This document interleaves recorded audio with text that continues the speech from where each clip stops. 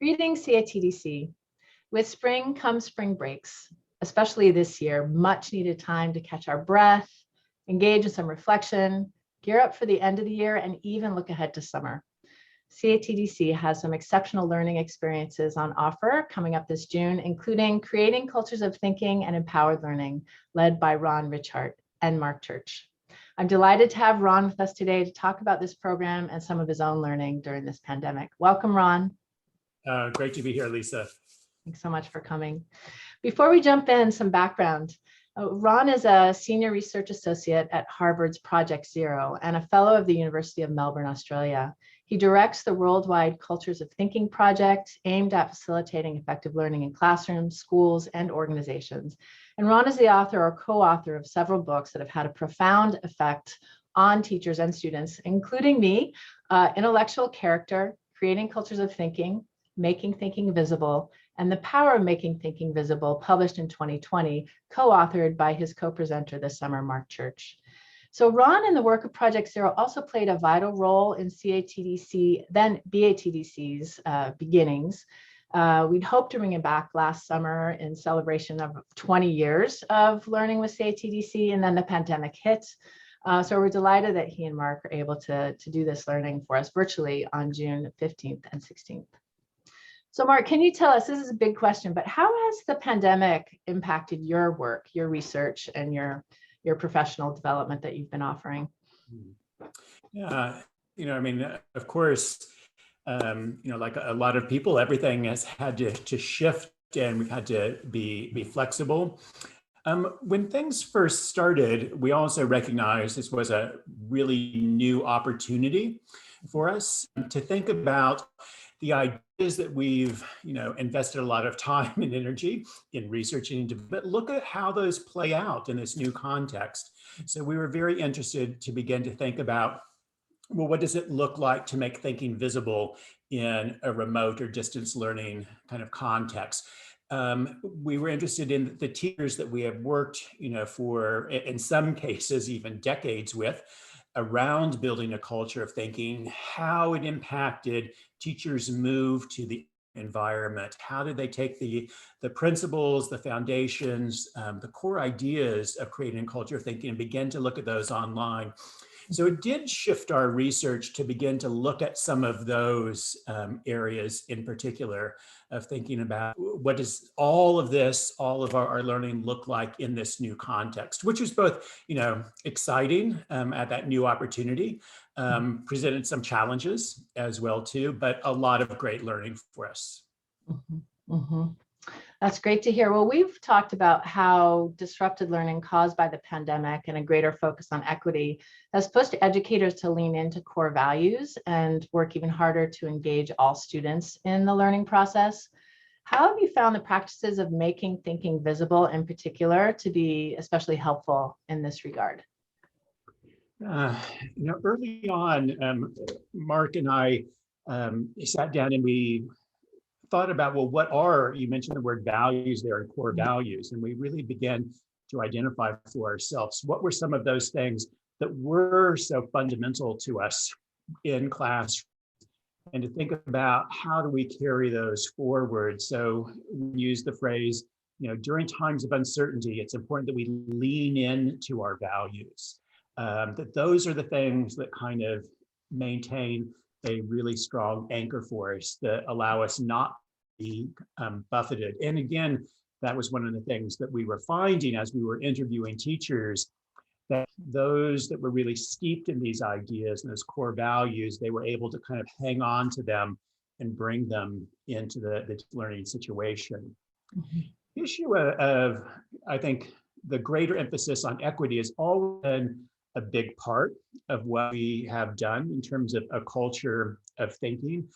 Actually, just last week, I was doing some work with, now that I can stay in one place, I can say last week I was in Brazil, or last night I was in Brazil. But I was working with Brazilian parents as well as Brazilian educators as part of the Paulo Freire Center there. And, he is also one of my educational heroes, about that education can either be about perpetuating the status quo and conformity, or education can be an act of freedom, of really kind of promoting that freedom if we take it as an opportunity to kind of challenge some of the notions that we might have of schooling and the role of schooling and the role that it plays in kind of perpetuating some systems also of inequality. And so it was very gratifying for me to know that people who are steeped in his philosophy also found these ideas incredibly useful and empowering there. And, you know, I do find that really strong connection, because one of the things that has been energized for me throughout my career working at the Research Project Zero at the Harvard Graduate School of Education is the focus is never about schooling.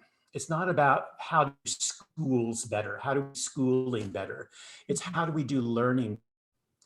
So that focus learners and what are we doing? And we've talked quite a bit about this movement from the typical kind of conforming, compliant learner, the student that knows the game of school and does that very well, and moving more towards the engaged and the empowered learner that we're after.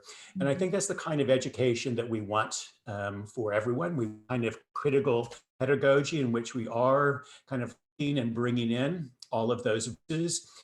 Several of the new routines that we wrote about in the new book, The Power of Making Thinking Visible, we've got a whole section of routines that we have engaging in action.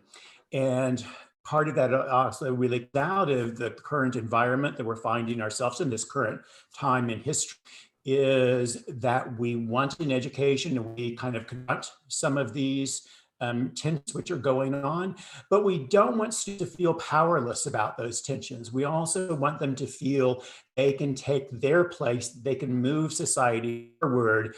And so to think about what does that mean to actually begin to kind of take action and move forward. So that's very exciting. So I see lots of connections here between the idea of making thinking visible, reaching all students, forming education in a way that really brings in all voices and really helps us to take that critical stance. Really supporting students to become change agents in a creative and visible way.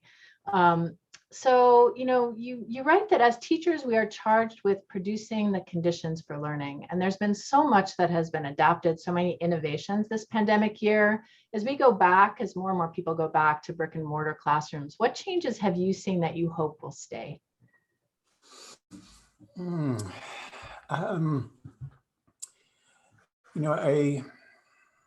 think that a lot of teachers, have automatically, by necessity, learned a lot of different platforms, a lot of different tools, actually for encouraging student voice. How is it that we don't just, I think on the pandemic, at least, some teachers, some schools, they just moved to a platform that was all about the work.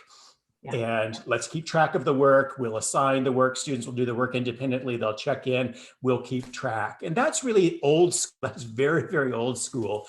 And luckily, people early on got satisfied with that, as well as students and parents getting dissatisfied with that, of really thinking about how do we make learning that interactive that we want. And so I think that those platforms, people are using and Padlet, and I hear from lots of teachers that I'm going to continue to use some of these tools. So even teachers that before might have been a little bit resistant to some of that technology are now seeing the role that it can play.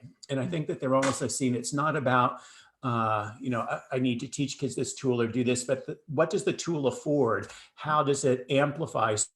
How does it amplify and facilitate interaction? I think that one of the other things that I'm noticing in from teachers, it's not necessarily about my work, but my work with teachers, is communication with parents, I think, has changed.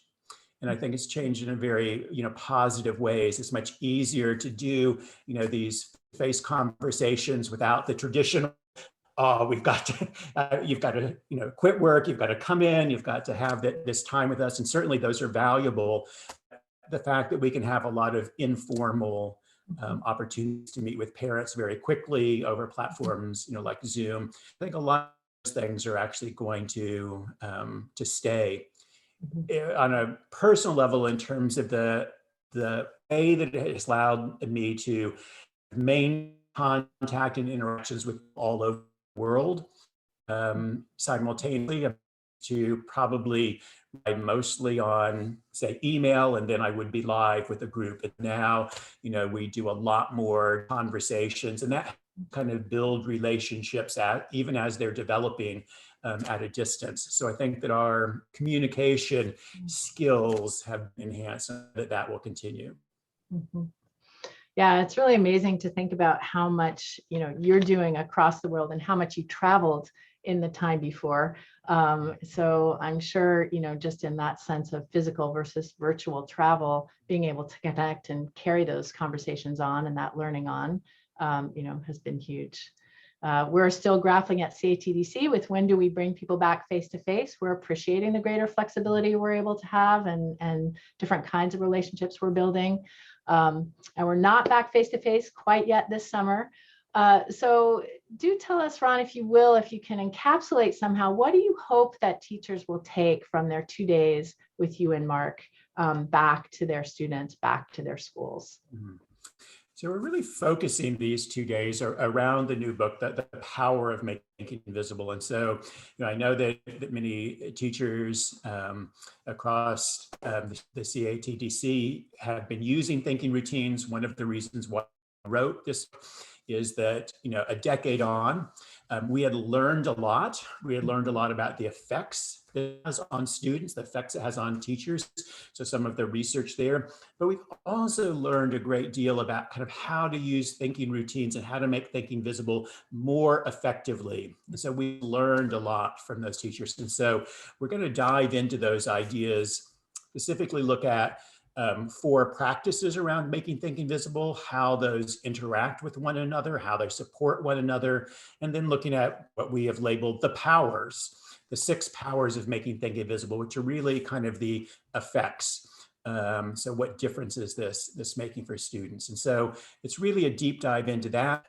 It's all be a great opportunity for people to learn from one another. So lots of discussion, lots of sharing across our 2 days together. So very excited about that. That's great. And just to remind everyone, the whole community, that California educators are welcome, member schools are welcome, and then this can extend beyond to your broader community. So we welcome all educators to join us this summer. And Ron, thank you so much for coming and sharing with us your thinking and your plans. And thank you, CATDC. We hope to see you at Ron's program, if not sooner, at another program coming up. Thanks again, Ron. Thanks, Lisa. Looking forward to seeing everyone this summer. Take care, everyone. Bye.